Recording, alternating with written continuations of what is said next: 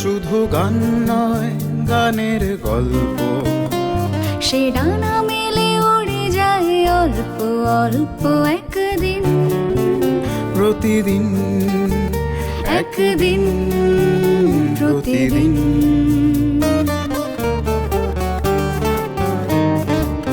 কেন সে গান গায় সে কথা অজানা, সে সর সন্ধির সন্ধিতে নিশানা। কেন সে গান গায় সে কথা অজানা, সে স্বর সন্ধির সন্ধিতে নিশানা। সে কাকে ডাকে কে মনে রাখে, আলো ছায়া মাখা হারানো দিন। সে শুধু গান নয়, প্রাণের স্পন্দন, যার কথা মালা হয়ে ওঠে চন্দন সুবাসে প্রতিদিন, একদিন প্রতিদিন।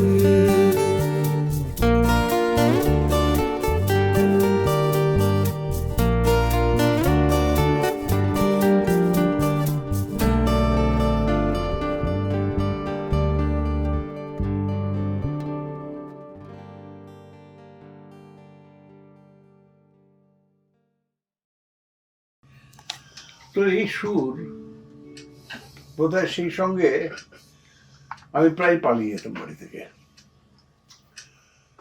লণ্ঠনের আলো, আর যেখানে উৎসব হতো সেখানে পেট্রোম্যাক্স চলতো। তোমরা কি সেই আলো দেখেছো?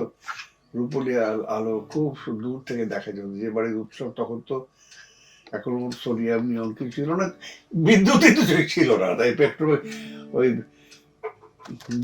পাম্প পুশ করে করে দেওয়ার আস্তে আস্তে উজ্জ্বল হতো, দূর থেকে খুব দেখা যেত।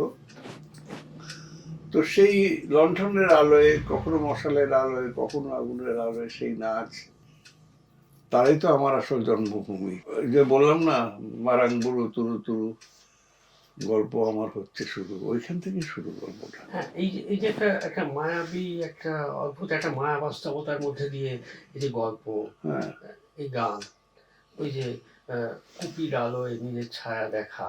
হ্যাঁ, এটা পরে আমার গানে রিফ্লেক্টেড হয়েছে, জানো। কিন্তু এই যে আলো কথা বলে না, এই আলো কিন্তু সবাই দেখতে পায় না। এটা কি খুব নিছক একটা আলো ছিল?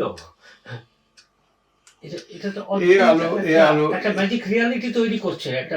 এই আলো কিন্তু ঈশ্বর সবার মধ্যে, এটা এই আলোটাই বোধহয় সেই আলো যেটা মানুষকে একটা দিক থেকে আলাদা করে ফেলে। মানে সেই তো তোমার আলো, সেই তো তোমার আলো। হ্যাঁ, এটা আমার নয়, তার আলো।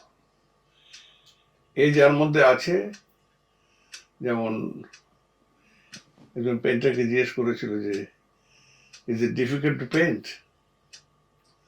সম্ভবত সালভাদর দালি বলেছিলেন no, it's not difficult, it's either easy or impossible. এখানে যে সেই থেকে যে যাত্রা শুরু, যেন ওই মশালের আলো, আমার নিজের মাটি, নিজের জমি, সেটা তো সঙ্গে সঙ্গে গেছে। আমি তাদের কাছে পালিয়ে যেতাম, তারা আবার ধরে বেঁধে আমাকে বাড়িতে দিয়ে আসতো। তখন তো কিডন্যাপিং এর ব্যাপার ছিল না, তারা অসম্ভব বিশ্বাসী ছিল। আমি সেই সাঁওতাল মায়েদের কোলে পিঠে বড় হয়েছি। তাদের বাড়ির ছেলেরা আমায় গান গাইবো শুনলে, তাদের দলে গান গাইতে ইচ্ছা প্রকাশ করলে তারাও অবাক হতেন যে আরে বাবুদের বাড়ির ছেলে, নুনো বলতো, বাবুদের বাড়ির নুনো, তুই গিদাল বাগাল হবি কেনে বাবা, তুই হাকিম হবি বটে, দারোগা হবি বটে, তুই তাদের কাছে, তারা গান গাই, তাদের কাছে খুব এটা অপার মানে আনন্দের ব্যাপার ছিল। মানে বলতে পারো একটা খুব প্লেজারের ব্যাপার ছিল, আমি গান গাইতে চাইছি। গান গানটি গান গানটি গানটি গান গানটি। তাহলে এটা একটা অদ্ভুত অনুভবী একটা যাত্রা,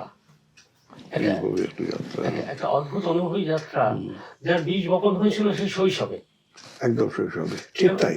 সেখান থেকে একটু জাম্প কাট করি যদি আমরা, একজন ইঞ্জিনিয়ারিং স্টুডেন্ট, ইট কাট, একদম পাথরের একটা শহরে এসে পড়া। বরং তোমায় বলি যে ইঞ্জিনিয়ার হিসেবে আমি যে এত প্রত্যন্ত জায়গায় আমাদের ক্যাম্প করে থাকতে হয়েছে, সে সিকিম বর্ডার থেকে সুন্দরবন অব্দি জুরিসডিকশনে কাজ করেছি আমি। হ্যাঁ, একটা প্রধান প্রযুক্তিবিদ একটা রাজ্যে ছিলাম, তো চিফ ইঞ্জিনিয়ার বলো, চিফ আর্কিটেক্ট বলো, আমার দেশকে আমি জানার সুযোগ পেয়েছি, আমার মানুষ আমার। কিন্তু আমি লক্ষ্য করেছি, যদি কারো দেখার চোখ থাকে, শোনার কান থাকে, এরম মাঠে ময়দানে ঘোরার সুযোগ, লোকের কাছে যাওয়ার সুযোগ, এটা চট করে ঠান্ডা ঘরে বসে হয় না। অনেক দিন পরে আমি যখন ফিরে গেছি সেই জীবনে, নিশ্চয়ই আমার শৈশব আমার সঙ্গে পাশে পাশে হেঁটেছে, নইলে গান তৈরি হতো না। হ্যাঁ, গিটারটা দাও তো, গানটা মনে পড়লো আমার। না, সুযোগ অনেকে পায়, সদ্ব্যবহার করে না, সুযোগ পেলে দেখার চোখ নেই, শোনার গান নেই। হ্যাঁ, নদী কি কথা বলছে, সে যে ইঞ্জিনিয়ার বুঝতে পারে, সে সব থেকে বড় ইরিগেশন ইঞ্জিনিয়ার হয়। মাটি কি কথা বলছে, সে যে বুঝতে পারে, সে সব থেকে বড় জিওলজিস্ট হয়। কারণ মাটি কথা বলে, পাহাড় কথা বলে, নদী কথা বলে, এটা ঘটনা।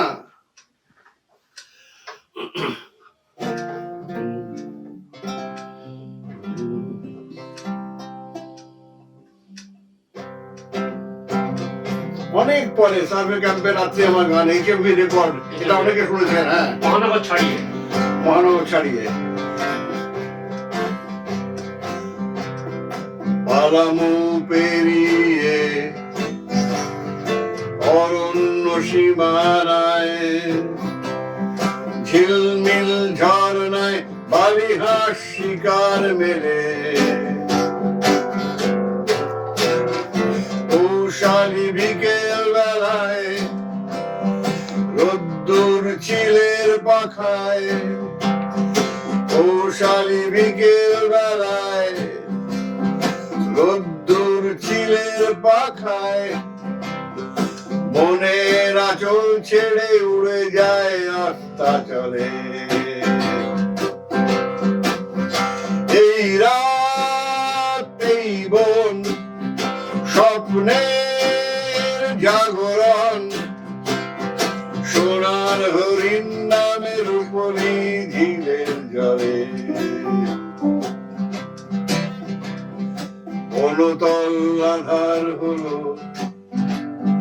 কেরোসিন কুপির আলোয়, ক্যাম্পের ক্যানভাসে কম্পিত আমার ছায়া,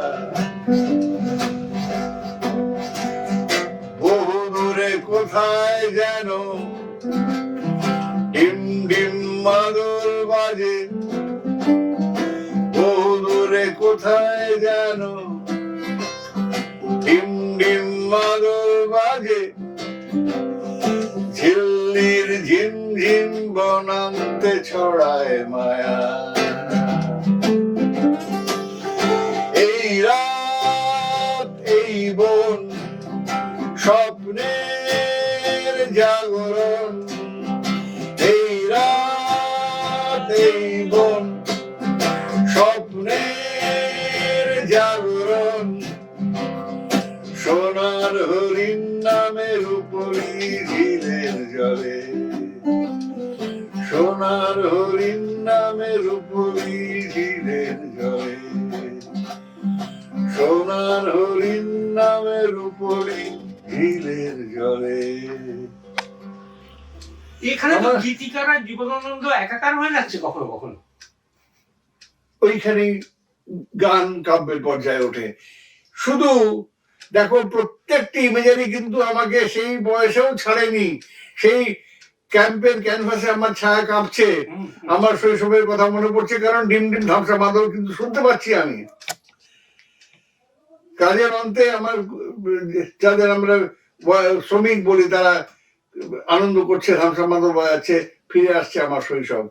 এই যে অনন্ত যাত্রা, এইটাই হচ্ছে মানে স্রষ্টাকে তৈরি করে।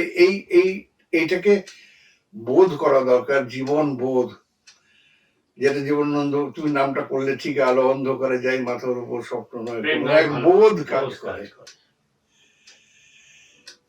এই বোধ কাজ করতে হবে। গানও কিন্তু এক ধরনের জীবন বোধ, নইলে সৃষ্টি করা যায় না, নইলেই চর্বিত চলবে।